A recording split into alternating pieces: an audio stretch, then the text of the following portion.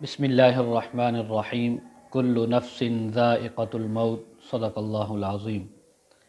انتہائی افسوس کے ساتھ آپ تک یہ خبر پہنچا رہا ہوں کہ ایک عالمی مبلغ، واعظ اور اس کے علاوہ دنیا میں دین کا کام کرنے والی شخصیت حضرت مولانا طارق جمیل صاحب دامت برکاتہم، ان کے بیٹے کی آج رات اچانک سے وفات کی اطلاع ملی، اور اس کے بعد بہت سی خبریں سوشل میڈیا پر، مین سٹریم میڈیا پر بھی گردش کرتی رہیں، اور ان کے اوپر بہت سے الزامات بھی لگائے جا رہے ہیں، لیکن ہم نے کوشش کی کہ اس کی صحیح اطلاع ہم تک پہنچے تو پھر ہم آپ تک بھی اس اطلاع کو پہنچائیں۔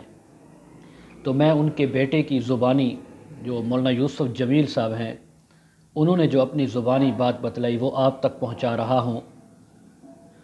مولانا یوسف جمیل صاحب نے اپنے ویڈیو پیغام میں یہ فرمایا ہے کہ ہمارے بھائی کا صدمہ ہمارے لیے بہت زیادہ ہے، اور یہ جو صدمے ہوتے ہیں بہن بھائیوں کے، والدین کے، ان کو برداشت کرنا بہت مشکل ہوتا ہے۔ مولانا یوسف جمیل صاحب رو بھی رہے تھے اور اپنا ویڈیو بیان بھی ریکارڈ کروا رہے تھے۔ انہوں نے فرمایا کہ ہمارے جو بھائی ہیں عاصم جمیل صاحب، یہ بچپن سے ڈپریشن کے شکار تھے، مریض تھے، اور ان کی جو دوائی ہے، میڈیسن، وہ مسلسل چلتی رہی، لیکن ابھی یہ گزشتہ 6 ماہ سے حالات یہاں تک پہنچے کہ ان کو شاٹس لگائے جاتے تھے، یعنی ان کو نارمل رکھنے کے لیے، یہاں تک یعنی نوبت آ پہنچی تھی۔ اتنے شدید مریض تھے ڈپریشن کے، اور یعنی رات کو، شام کو جو انہوں نے یہ حادثے کی خبر آئی تو انہوں نے بتلایا کہ اپنے گھر کے ایک سیکورٹی گارڈ سے انہوں نے گن لی، اور گن لینے کے بعد خود کو مارا، انہوں نے گولی ماری اور اس دنیا سے رخصت ہو گئے۔ انا للہ و انا الیہ راجعون۔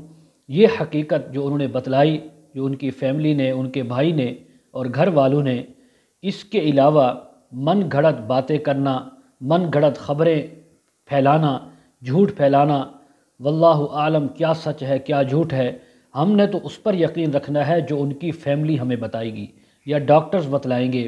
تو ڈاکٹرز نے بھی یہی بتلایا ہے کہ ان کو گولی لگی ہے، اور پھر گھر کے گارڈز وغیرہ نے یہ بتلایا کہ انہوں نے گولی خود ماری اپنے آپ کو۔ تو اس لیے میں تمام احباب سے یہ گزارش کرتا ہوں کہ وہ من گھڑت خبروں کو نہ پھیلائیں، نہ ان کو آگے شیئر کریں، نہ ایسے لوگوں کی حوصلہ افزائی کریں۔ اب وہ انسان تھا، دنیا سے چلا گیا، اب اس کے معاملات اللہ کے سپرد ہیں۔ کیا اس نے دنیا میں کیا، کیا کچھ نہیں کیا، یہ اللہ ہی بہتر جانتے ہیں۔ اللہ تعالیٰ اپنے جو بندوں کے معاملات ہوتے ہیں، جو اس رب کے متعلق ہیں، ان کا حساب بندوں کے ذمہ نہیں۔ بندوں کو بھی چاہیے کہ اس کے متعلق یعنی جھوٹی خبریں، من گھڑت خبریں اور چیما گوئیاں مت پھیلائیں۔ اللہ تعالیٰ ہم سب کو عمل کی توفیق نصیب فرمائیں، اور ہمیں آخرت کی تیاری کرنے کی توفیق عطا فرمائیں۔ ہم اس مشکل گھڑی میں حضرت مولانا طارق جمیل صاحب دامت برکاتہم اور ان کی فیملی کے ساتھ ہمدردی کا اظہار کرتے ہیں۔ اللہ ان کو صبر جمیل عطا فرمائیں۔ وآخر دعوانا ان الحمد للہ رب العالمین۔